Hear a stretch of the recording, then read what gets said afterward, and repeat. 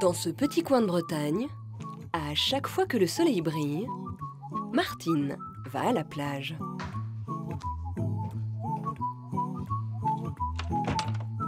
Et cela fait 25 ans que ça dure. À 59 ans, Martine Bernard a besoin de sa dose d'ultraviolet. Car pour elle, être belle, c'est être allée. Je prends l'exemple d'Isabelle Adjani, qui est une très très belle femme. Pour moi, elle fait malade. Elle est vraiment trop pâle de peau. Il y en a une que je trouve très jolie, mais c'est Naomi Campbell. En fait, vous auriez voulu être africaine. Presque, mais pas avoir les cheveux frisés. Devenir noire quand on est blanche.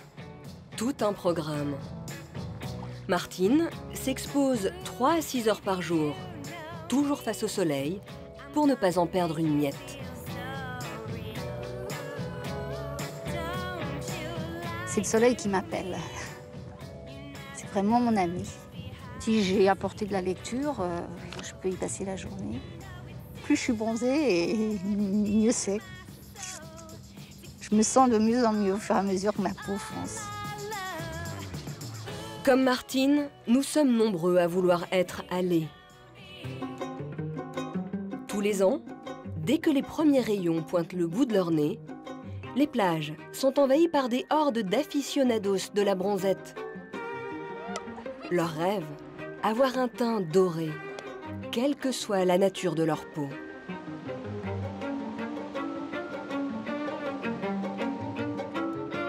Par ici. Pour les jours de mauvais temps, ces accros ont une solution, car l'homme a inventé les cabines de bronzage. Du soleil à la carte, toute l'année. Il est donc possible d'avoir bonne mine, été comme hiver. Le problème, c'est que ces rayons UV, lorsqu'on en abuse, sont mauvais pour la santé. Ils engendrent de graves problèmes de peau. De l'autre côté, tournez-vous, tournez-vous. En nous faisant bronzer, nous jouons avec le feu. Les promoteurs de soleil en boîte ne respectent pas toujours des consignes de sécurité évidentes, au péril de notre santé. Ils nous poussent parfois à consommer beaucoup trop d'UV. Il s'attache ici. Quant aux crèmes solaires, mal appliquées, elles ne servent à rien. Et certaines ne sont pas toujours efficaces.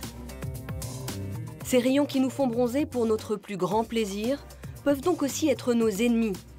Il existe un pays où on n'en a plus que nulle autre conscience, l'Australie. Là-bas, les UV sont très puissants et on déploie les grands moyens pour s'en protéger. Un modèle de prévention solaire. Nous pourrions bien les imiter dans les années à venir. Enquête sur les UV, un danger invisible, en cabine ou au-dessus de nos têtes.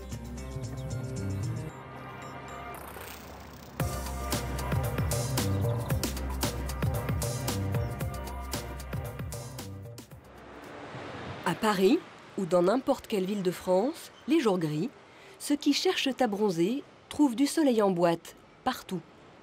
Bonjour.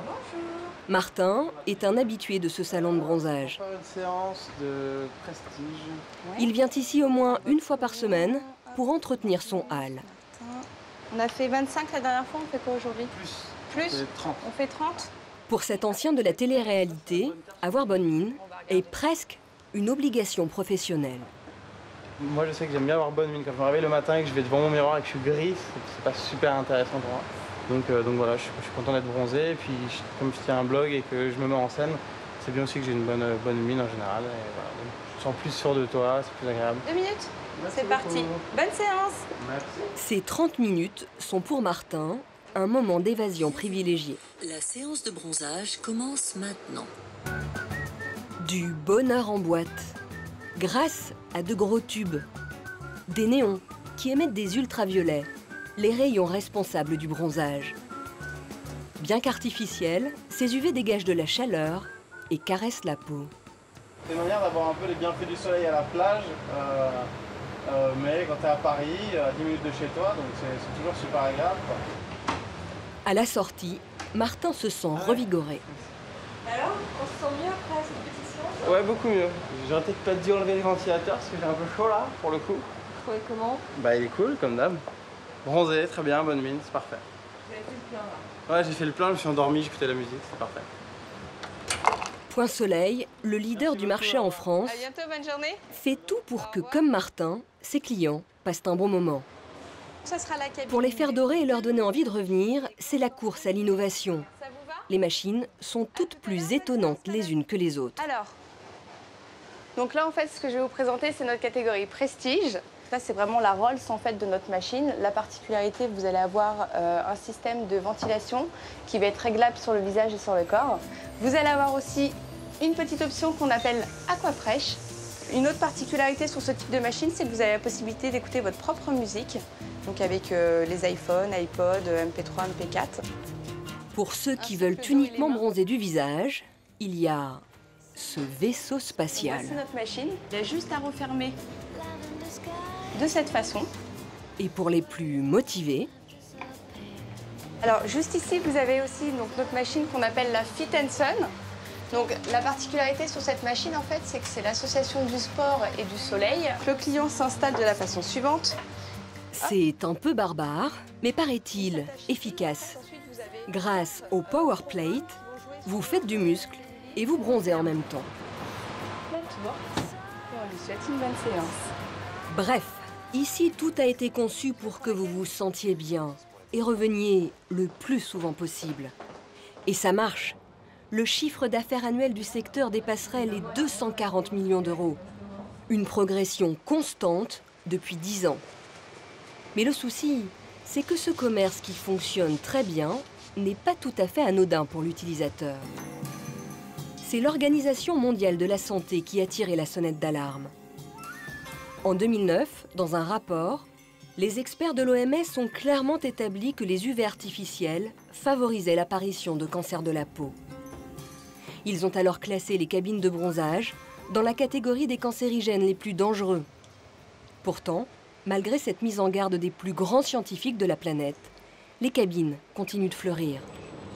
Car les vendeurs de rayons ont su rassurer leurs clients en leur faisant une promesse de sécurité. Dans cet institut, on affirme que bronzer est sans risque à condition de respecter certaines règles. Des règles qui sont placardées au mur. Alors ici en fait vous allez retrouver les 5 règles d'utilisation pour pouvoir venir faire des UV. Effectivement, donc vous allez avoir le port des lunettes qui est obligatoire et indispensable. Il ne faut rien mettre sur la peau avant d'aller faire sa séance. On passe toujours à l'espace beauté pour pouvoir bien se démaquiller puisqu'il faut une peau neutre. Le médicament toujours à bien contrôler et les mineurs effectivement qui sont interdits dans nos centres.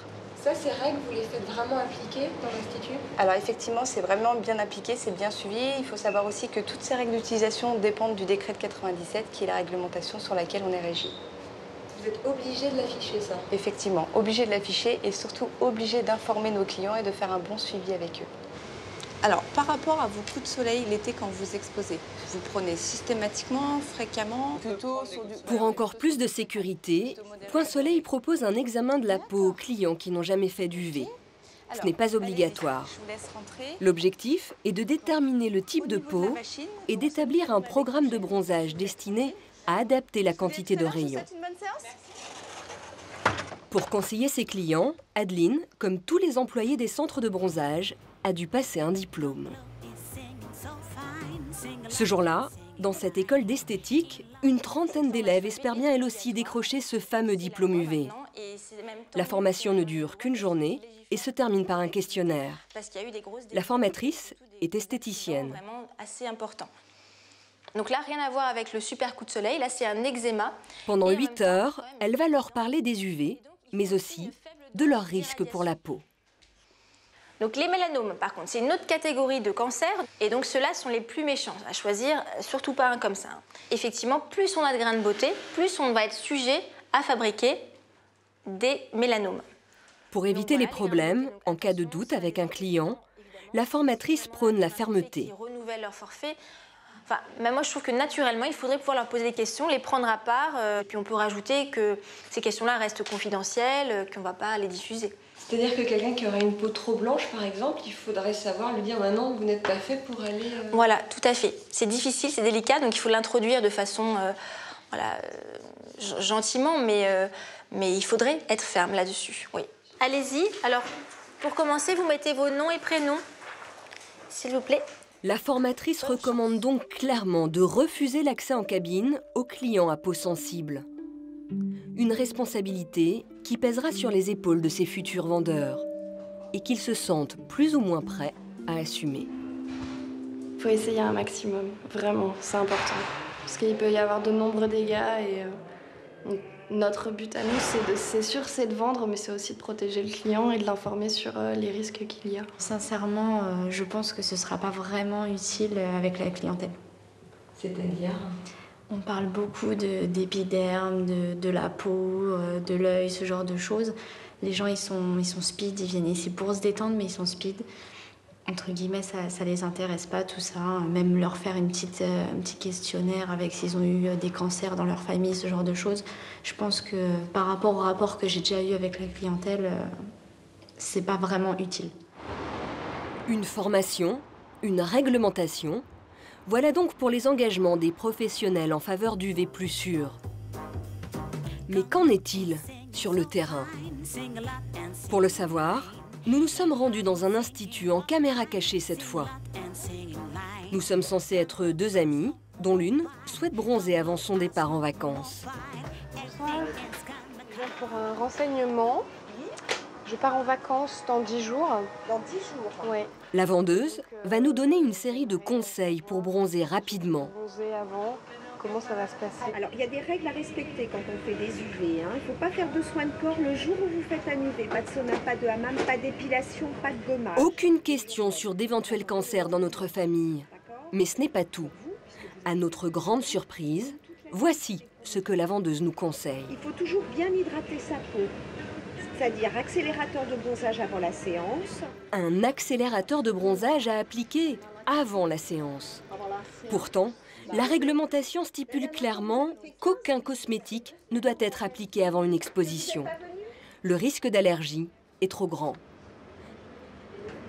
À la sortie, pour être sûre de nous faire revenir, Madame Soleil n'oublie pas de nous proposer une carte de fidélité. On a un système d'abonnement. La carte n'est pas nominative, elle a une durée de validité d'1 année, mais vous ne pouvez vous faire bronzer qu'ici. Et en ce moment, on fait des promotions. Dans les centres de bronzage, malgré une promesse de sécurité, la réglementation n'est donc pas toujours respectée. Mais il y a plus problématique, car parfois, le simple fait de pousser à la consommation peut poser un vrai problème de santé. Vous étiez parti pour faire quoi, une séance? Retour avec Adeline. Classique. Pour assurer un teint doré à son client, elle lui propose de bronzer un peu plus. Là, je vois que vous êtes quand même déjà sur un bronzage qui est quand même plutôt prononcé, qui est déjà assez bien acquis. Moi, je pense qu'il faut à minima partir sur une premium, au moins 15 minutes sur une premium, si ce n'est pas plus. Pas très loin, une adresse. La marque multiplie les promotions et certaines sont même directement envoyées sur les boîtes mail des clients. Pour les faire dorer 12 mois sur 12, l'enseigne propose une multitude d'abonnements, de 39 à 200 € pour bronzer pendant des heures. Les professionnels se défendent pour autant de pousser leurs clients à la consommation. Bonne séance, monsieur. À en croire le directeur de Point Soleil, leurs efforts d'information auraient permis une prise de conscience. D'après lui, les clients qui abuseraient seraient des exceptions. Nos clients sont naturellement raisonnables. Chez Point Soleil, nos clients viennent entre 7 et 10 fois par an seulement. Donc, vous voyez, ça correspond à une après-midi sur la plage répartie tout au long de l'année. Donc, ça ne pose strictement aucun problème. Selon les professionnels, la situation serait donc sous contrôle. Pourtant, dans certains centres de bronzage, on ne se gêne pas pour inciter les clients à bronzer sans compter, quitte à se mettre en infraction. La loi interdit de parler d'effets bénéfiques des UV artificiels sur la santé, car rien n'est prouvé. Malgré cette interdiction, tous les instituts visités nous ont vanté les bienfaits présumés des UV artificiels. Il faut quand même savoir qu'on a besoin de 20 minutes de soleil par jour. Ah bon? Bien sûr, ne serait-ce que pour fixer la vitamine D, les rhumatismes. Moi, j'ai plein de médecins autour de la place qui m'envoient des patients à eux qui ont plus de 70 ans, parce qu'elles ne fixent pas la vitamine D, elles ne viennent pas bronzer, hein, j'en ai rien à foutre à leur âge. Hein. La luminothérapie, c'est bon pour aussi tout ce qui est os. Vitamine, ça synthétise la vitamine D, donc tout ce qui est ossature, c'est bon. Ah si, c'est conseillé, hein, même. Hein. Nous, on a plein de gens qui sont dépressifs, qui viennent ici, on voit de l'immunothérapie et tout ça, bien sûr. Hein. Ah bon? Bien sûr, ouais. On n'a pas forcément le droit de dire que ça procure des vitamines D. Maintenant, je sais que c'est le cas, étant donné que je fais des UV et que la plupart de ma clientèle ressort de cabine très enjouée. Donc de là, voilà. Merci, au revoir. Pour certains vendeurs de soleil, ces rayons, bien qu'ils soient cancérigènes, seraient donc excellents pour tout. Vitamine D, dépression, rhumatisme. Pour en avoir le cœur net, nous sommes allés demander leur avis aux autorités les plus éminentes. Académie de médecine. Jacques Bazex est dermatologue et auteur d'un rapport sur les cabines de bronzage. Comme tous ses pairs de l'Académie, il a pour mission de conseiller les politiques en matière de santé publique. Pour lui, les UV artificiels n'apportent rien de positif à la santé et sont surtout très dangereux. Lui souhaiterait même les interdire. Je crois qu'il faudrait, de toute manière, que le gouvernement impose une information beaucoup plus rigoureuse sur les risques, beaucoup plus précise, plus rigoureuse sur les risques encourus à la suite de ces expositions, et qui mette bien les statistiques, les récentes statistiques anglaises affichées en disant que si vous participez à des séances de rayons ultraviolets A, vous risquez vous aggravez votre risque de cancer cutané. Face à ce risque, certains pays ont pris des mesures radicales contre les instituts de bronzage. Le Brésil les a interdits. Aux États-Unis, Barack Obama a décidé de les taxer. Les choses pourraient peut-être bouger en France. Il y a un mois, Nora Berra, la secrétaire d'État à la Santé, a annoncé qu'elle envisageait de durcir la réglementation. Si l'utilisation des cabines de bronzage a pu faire l'objet de restrictions, c'est qu'on ignore à partir de quelle dose elles sont dangereuses pour un individu donné. Institut Gustave Roussy à Villejuif, l'Institut européen de lutte contre le cancer. Pour mieux comprendre l'effet des cabines de bronzage sur notre santé, nous sommes allés interroger Alain Sarrazin, l'un des spécialistes mondiaux des ultraviolets. Les UV qui arrivent sur Terre sont de deux sortes, A et B. Les UVB sont les plus puissants. Ce sont eux qui provoquent des coups de soleil. Pour éviter qu'ils ne nous brûlent, les UVB ont été exclus des cabines de bronzage. Ces dernières ne contiennent que des UVA, moins agressifs. Pour Alain Sarrazin, cette précaution induit en fait un effet pervers. L'individu qui est au soleil se rend compte qu'il est en train de brûler au soleil parce qu'il y a des UVB. Et donc, très rapidement, s'il est suffisamment intelligent, il va s'arrêter de s'exposer parce qu'il sait que le lendemain, il sera tout rouge. Quand on va aux cabines UV, en fait, on est obligé de dire « j'y vais pour un temps donné, 10 minutes, un quart d'heure, 5 minutes », mais on ne sait pas ce qui se passe sur le plan biologique. On n'a aucun signal d'alarme qui va dire « il faut s'arrêter au bout de 5 minutes » ou s'arrêter au bout de 10 minutes pour tel ou tel individu. Donc le risque, c'est effectivement d'y rester trop longtemps parce qu'on n'a aucun moyen de savoir à quel moment il faut s'arrêter. Privé de signal d'alarme, notre corps peut dépasser ses limites. Contrairement à ce qu'affirment les professionnels du bronzage, il est donc impossible de maîtriser, a priori, le risque de cancer. Malgré cette menace, il est pourtant bien tentant de prendre une bonne dose d'UV. À la plage, encore plus qu'en cabine.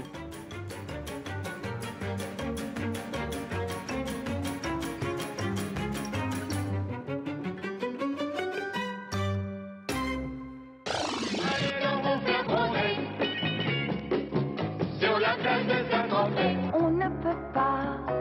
Cette mode du bronzage s'est imposée dans les années 70. Avec la libération sexuelle, bronzer est devenu synonyme de beauté et d'érotisme. J'avoue franchement que c'est grisant. Au soleil, complètement. Je suis venue en vacances pour me faire bronzer, bien sûr. Et j'ai trouvé ça tellement agréable de pouvoir se mettre à l'aise, se faire bronzer torse nu, que personne ne vous remarque. Je trouve ça terrible. Et vous voyez, je l'ai fait dès le premier jour, je ne pense pas avoir de marque. L'époque était à la fusion avec les éléments, au retour à la nature. Cela valait évidemment pour les enfants, gambadant eux aussi nus au soleil.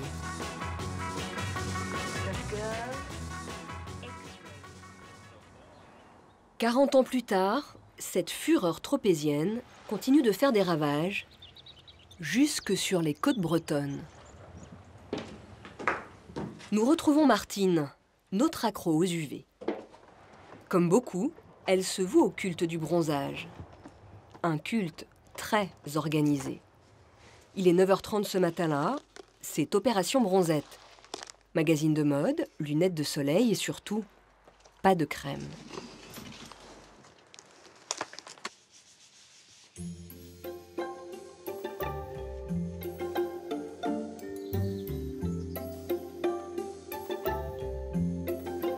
Lorsqu'elle était enfant, Martine avait une peau très claire, avec des taches de rousseur.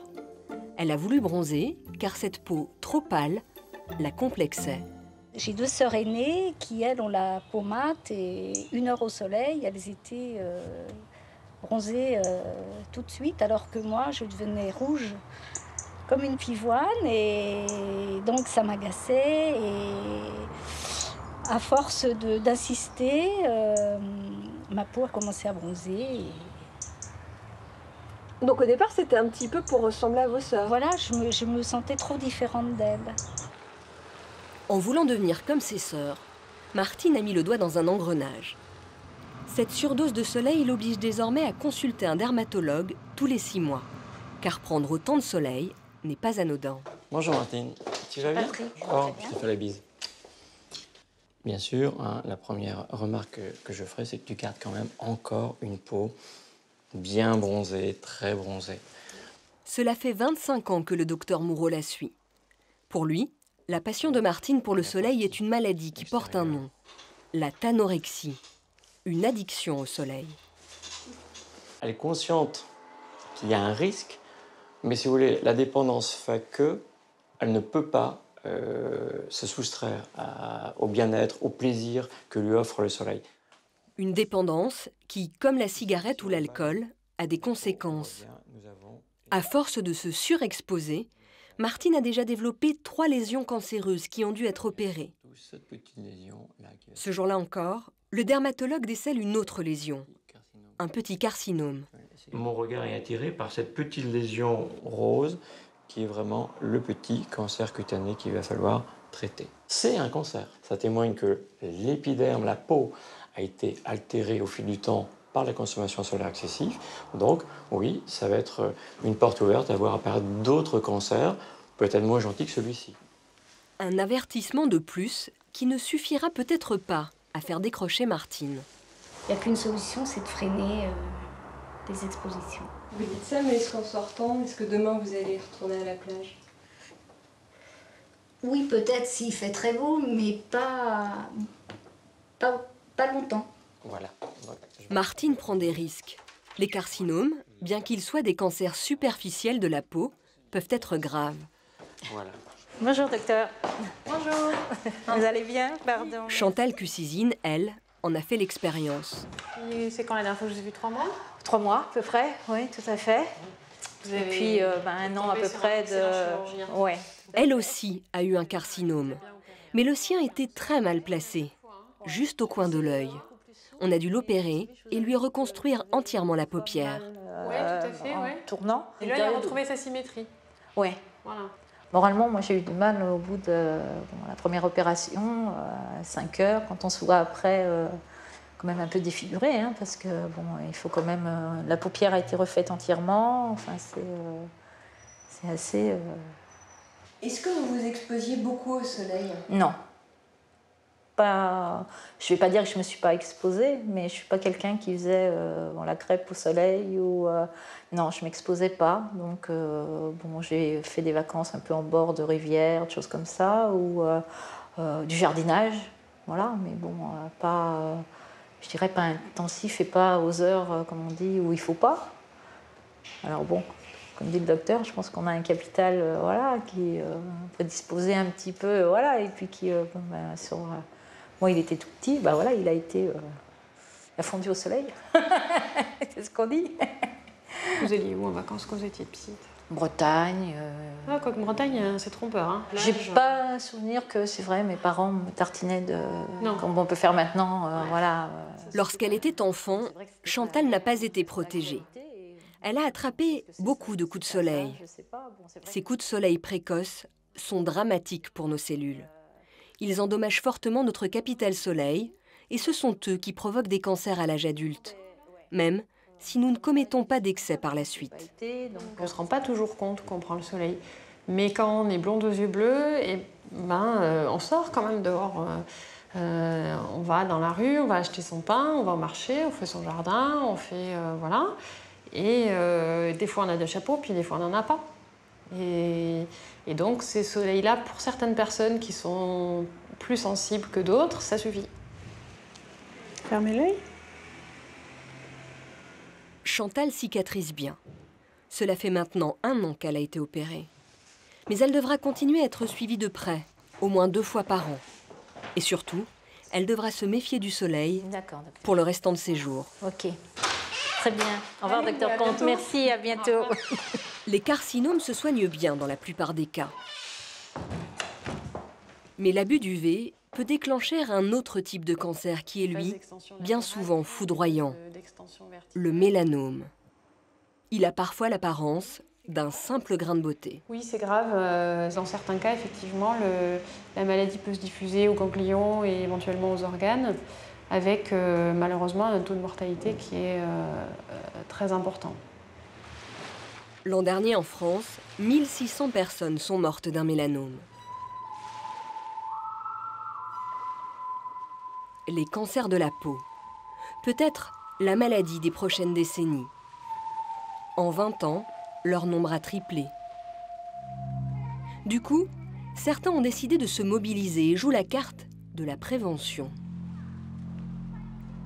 Dans cette école près de Hyères, dans le sud de la France, nous avons rencontré des pionniers. Le soleil permet la fabrication de la vitamine D importante pour bien grandir. C'est vrai. Les UV sont bons pour le moral.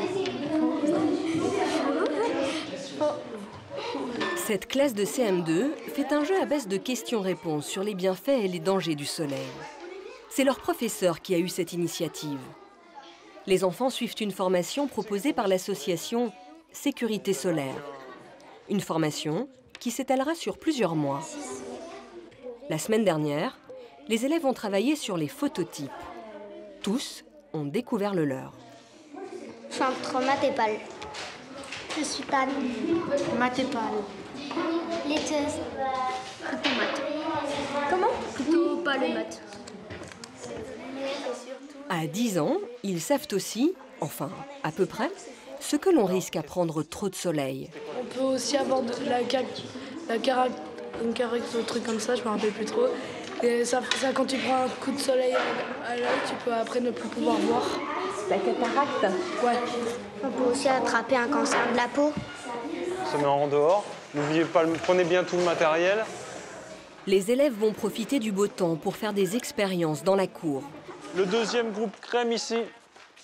Un groupe lunettes ici. Si l'enseignant a mis en place cette formation, c'est qu'en étant muté dans le sud, ce Normand a eu un choc. Alors, groupe textile, allez-y, mettez en place. C'est une démarche un petit peu personnelle que j'ai eue moi, parce que je voyais des élèves arriver le lundi matin avec des coups de soleil, et je me suis dit, il faut que je fasse quelque chose. Mais c'est vrai qu'en tant qu'enseignant, on est très peu à mettre en place une prévention de ce type-là. Est-ce que c'est sur la base du volontariat? Voilà, c'est sur la base du volontariat. C'est absolument pas obligatoire. Non, non, pas du tout. C'est pas obligatoire. Attends, ça brûle le parterre. Alors là, ils vont tester si la protection des lunettes est efficace pour les yeux.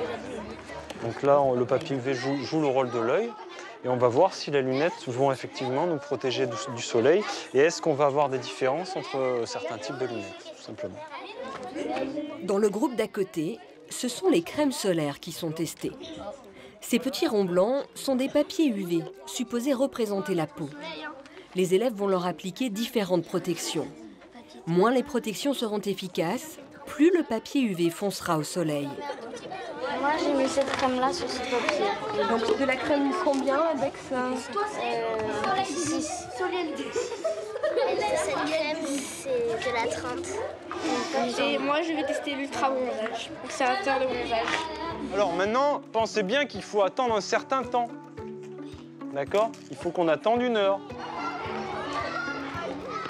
Derrière les lunettes, sous les t-shirts ou badigeonnés de crème solaire, les papiers UV vont maintenant réagir au soleil. Allez, chacun récupère ses papiers. Essayez de ne pas les mettre au soleil. Purée, les lunettes, elles sont pas du tout efficaces. Et pour ceux qui testaient les UV sous parasol, C'est intéressant, ce sera intéressant, il faudra le dire. Après ces premières constatations à chaud, c'est le moment du bilan. Alors ça, c'est la deuxième expérience lunettes. Les lunettes de ski protègent mieux que les lunettes de brouillard et... Donc on voit que les lunettes enfants, elles ont quand même mieux protégé que les 2 autres. Hein. Par contre, les lunettes de vue, effectivement, elles ne protègent pas du tout. Le verre ne filtre pas les UV. Hein. Ça, c'est l'expérience crème. Plus les crèmes elles sont fortes, plus elles protègent. Il faut prendre une crème solaire avec un IP beaucoup plus haut que 10, 30, 20 et tout. Il faut prendre plus que 50. Quelle conclusion? Des crèmes qui ne sont pas protectrices. Les élèves apprennent à démêler le vrai du faux, car c'est l'autre danger du soleil. Penser que l'on s'en protège, sans pour autant adopter la bonne conduite. Plus tôt on arrive à avoir ces connaissances-là, plus tôt on peut mettre en place une prévention personnelle qui permet à l'âge adulte d'avoir pris de bonnes habitudes.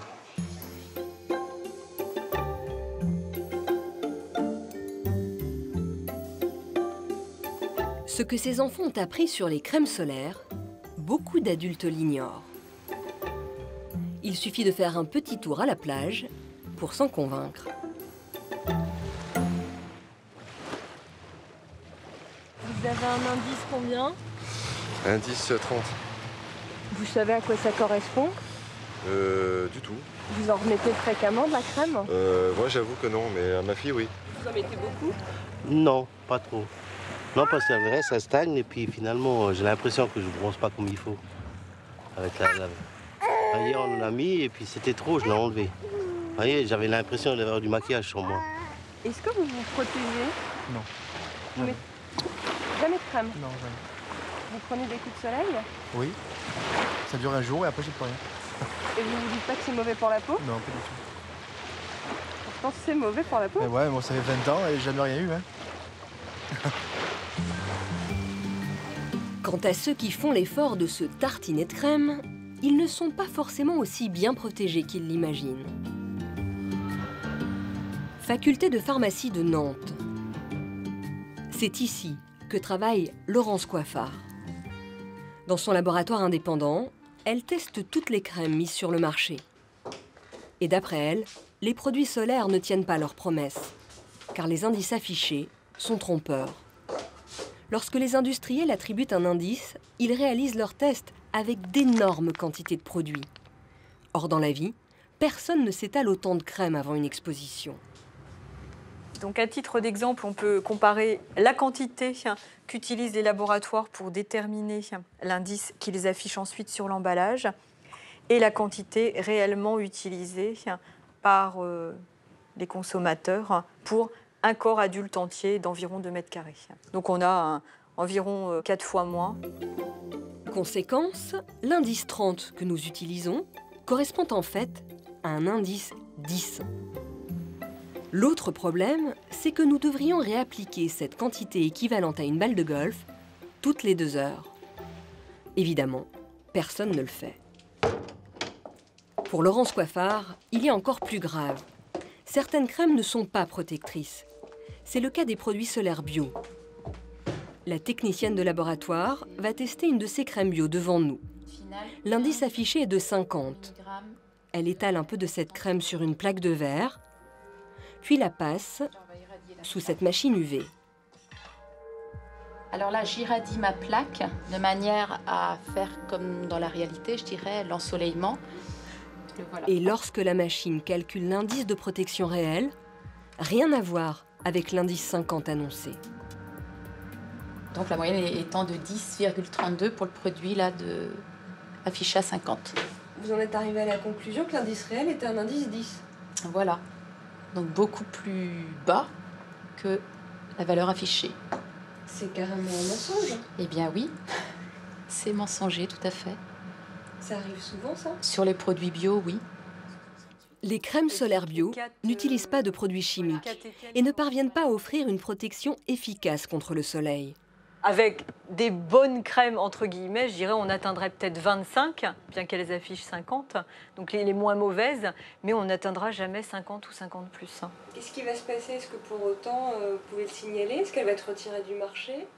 Malheureusement, pour le consommateur et heureusement pour elle, tant qu'elle n'est pas contrôlée par les autorités, cette crème va continuer à se trouver sur les différents points de vente. Car les crèmes solaires, bien que censées protéger notre santé, ne sont pas des médicaments. Pour nous prémunir contre les UV, mieux vaut donc apprendre à se méfier des rayons plus rusés qu'on ne l'imagine. Le bien nommé professeur Doré va nous y aider. Les UV passent à travers, ils sont atténués, mais ils vont passer à travers les nuages. Il y a même certains nuages, les cirrus, qui augmentent la quantité d'UVB. Moi, le premier, j'ai pris un superbe coup de soleil à San Francisco à travers le brouillard. Les UV sont invisibles et n'ont rien à voir avec la chaleur. Leur intensité varie en fonction de la hauteur du soleil dans le ciel. Depuis 30 ans, ce chercheur de l'INSERM tente de percer leur mystère. Avec un groupe de scientifiques européens, Jean-François Doré vient de faire une découverte. Ils ont mesuré la puissance des UV partout en Europe. Et le résultat est étonnant. En rouge, les zones où les UV sont en grande quantité. En bleu, celles où il y en a peu. Et on a des surprises. Par exemple, le sud de la Suède reçoit plus d'ultraviolet que le nord de l'Allemagne. En France, on a deux surprises. La première, c'est que la région parisienne reçoit à peu près autant d'UV que la côte landaise, alors qu'on en aurait attendu moins. La deuxième surprise, c'est qu'à la même latitude, on voit que la Provence reçoit beaucoup plus d'UV que la région de Toulouse. Donc indubitablement, il n'y a pas que la latitude. Une des explications, et on en a discuté avec des gens de Météo France, dont le siège est à Toulouse, il y a plus de nuages à Toulouse qu'en Provence. Donc la qualité de l'atmosphère va permettre une plus grande traversée.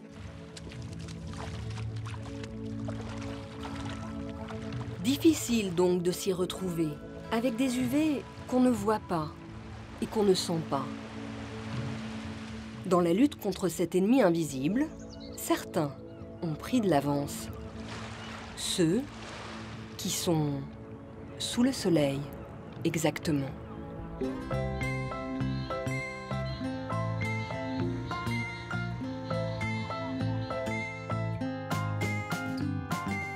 Brisbane, capitale du Queensland, surnommé par les Australiens le Sunny State, l'état du soleil, tant ses rayons y sont puissants.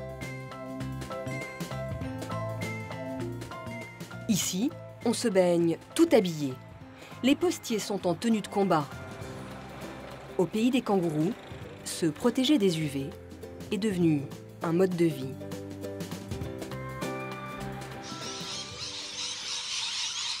Lorsque les perroquets chantent, c'est qu'il va faire beau. Pour Sabine, c'est le signal. Elle peut préparer son sac de plage. Mais auparavant, elle jette toujours un œil à son ordinateur. Je suis en train de regarder l'index de UV, à quelle heure il sera le pire, à quelle hauteur il va être. Et aujourd'hui, en fait, ça va être assez haut, c'est dans la zone rouge. C'est à 9 aujourd'hui. Ça va être combien à combien les indices UV? Ça va de 1 à 14 à 11 plus. Donc 11 plus, c'est le plus extrême. Indice 9. La famille Hazlet se prépare à faire face à l'ennemi.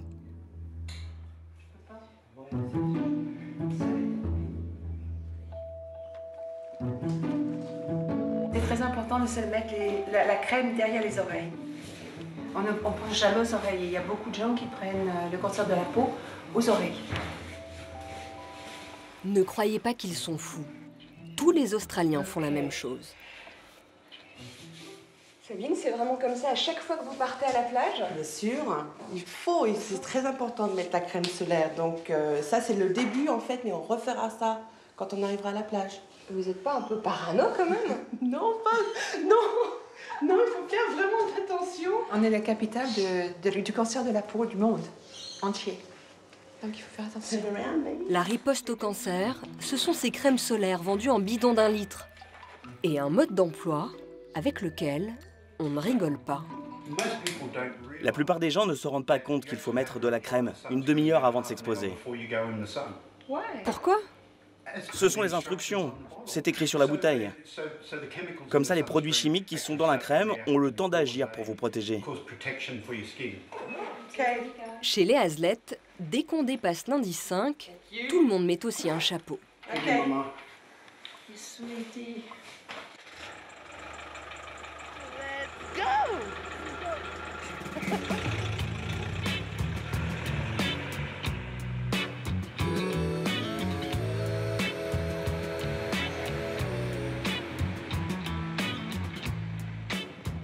En route pour la Gold Coast et sa plage la plus célèbre, Surfer Paradise.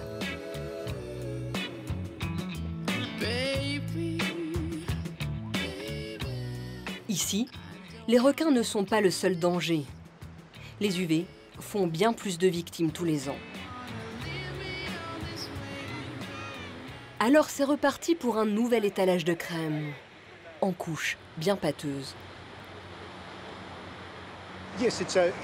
C'est de la crème à base de zinc. C'est très épais.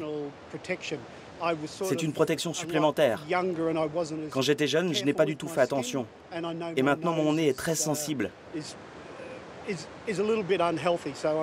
Alors aujourd'hui, j'essaye de sauver ce que je peux.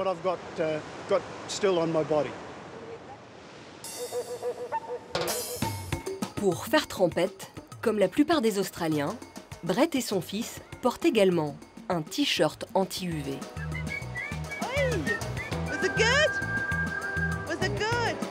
Sabine, sa femme, vit en Australie depuis ses 12 ans. Mais elle n'a jamais pu s'habituer à ces rayons tropicaux. Vous baignez pas? Oui. Ah non, pas moi. Tu vois, je fais comme une petite musulmane, là, toute bien couvrir. Non, je me baigne pas, moi. C'est vrai que ça a l'air paranoïaque, mais en fait, j'ai peur quand même du soleil. Ça me fait peur. Ouais. Regarde-le, le grand! Oui! Andrea, la petite Frenchie tout juste arrivée, ne s'est-elle pas encore résolue à se baigner en t-shirt. Pourtant, après 6 mois d'Australie, elle a vite compris que mieux valait se méfier des UV. Tous mes bras ont pris des taches blanches, et ça apparemment c'est dû au soleil. Donc là par exemple, maintenant je fais la même chose que les Australiens. C'est-à-dire que j'ai toujours ma crème, dès que je vais me baigner, je ressors de l'eau, je remets ma crème, mon chapeau, mes lunettes. Je vais même me baigner avec mes lunettes parce que sinon le lendemain j'ai les yeux qui pleurent. Les UV sont extrêmement puissants, car le pays est près de l'équateur, donc du soleil. Et le ciel australien, criblé de trous dans la couche d'ozone. Depuis 20 ans, la lutte contre les cancers de la peau est devenue le combat de toute une nation. La prévention commence dès l'école de surf. Pour tous, avant de monter sur une planche, c'est t-shirt, bonnet de bain et crème solaire. Quand vous êtes sur la planche, ok, et qu'il ne faut pas gayer, ça c'est la bonne position. Les moniteurs sont des sauveteurs, des héros nationaux. Ils ont même été mis à contribution dans des pubs dénonçant les méfaits des UV. Avec leurs immenses chapeaux de paille, leurs chemises et leurs lunettes noires, ils sont aux avant-postes de la lutte contre les UV. Tous les sauveteurs sont habillés comme moi. Nous servons de modèle et d'exemple. Si les gens nous voient habillés comme ça, ils auront envie de nous imiter. À 5 ans, Ces jeunes surfeurs savent parfaitement pourquoi ils doivent se baigner en combinaison de martiens. Si tu attrapes des coups de soleil, tu ne peux plus aller à la plage. Quand tu as un cancer, on doit t'opérer. Et ça fait un trou dans la peau. Qu'est-ce qu'il faut mettre à la plage? De la crème solaire! Avec des rayons si ardents, ce que tous redoutent, c'est l'apparition de cancers de la peau. Ces tumeurs sont 25 fois plus fréquentes qu'en France. Car les descendants des colons britanniques ont une peau très claire, comme Tara. Ils ne sont pas faits pour vivre sous un tel soleil. J'avais 30 ans quand j'ai eu mon premier cancer.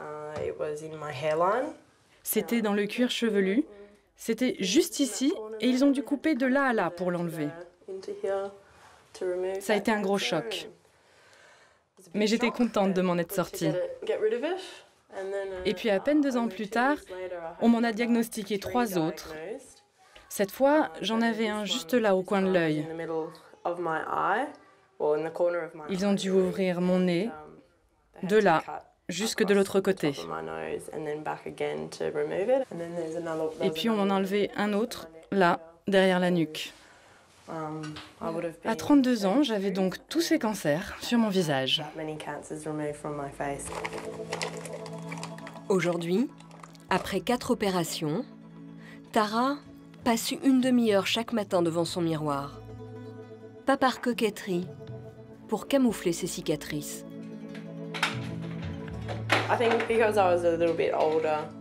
Comme j'étais déjà vieille et un peu ridée, peut-être que j'avais assez de recul pour me dire que du moment que j'étais en vie pour mes enfants, c'est tout ce qui comptait.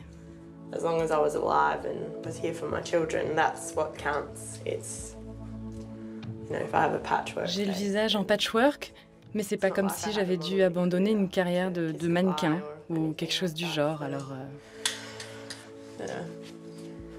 Tara sait qu'elle a un tout petit capital soleil.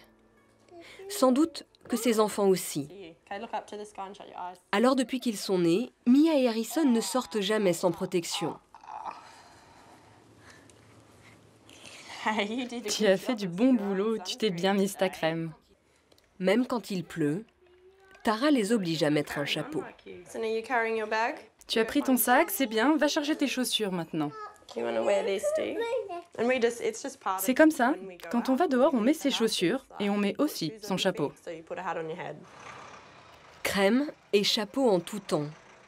Ce n'est pas une lubie de Tara, devenue paranoïaque depuis ses cancers. C'est une obligation pour tous les enfants de la maternelle au lycée. Dans cette école de Brisbane, dès l'âge de 3 ans, on apprend les règles d'or d'une bonne protection. So, slip, slop, slap, and wrap. Slip, slop, slap. Un slogan que tous les enfants doivent apprendre par cœur. Sunscreen, slap on our hats, and wrap on our sunglasses. Slip, slop, slap, seek and slide, have fun outside, but don't get fried. Mets ton t-shirt, ta crème et ton chapeau. Depuis les années 80, ce drôle d'oiseau chante les vertus de la protection solaire à toutes les générations d'Australiens. Maman, tu es sûre qu'on met son chapeau comme ça? Dans quel sens tu dois le mettre? Oui, voilà, très bien. Comme ça, il protège ton visage et ta nuque. Avant la récréation, devinez quoi? Les enfants se remettent de la crème.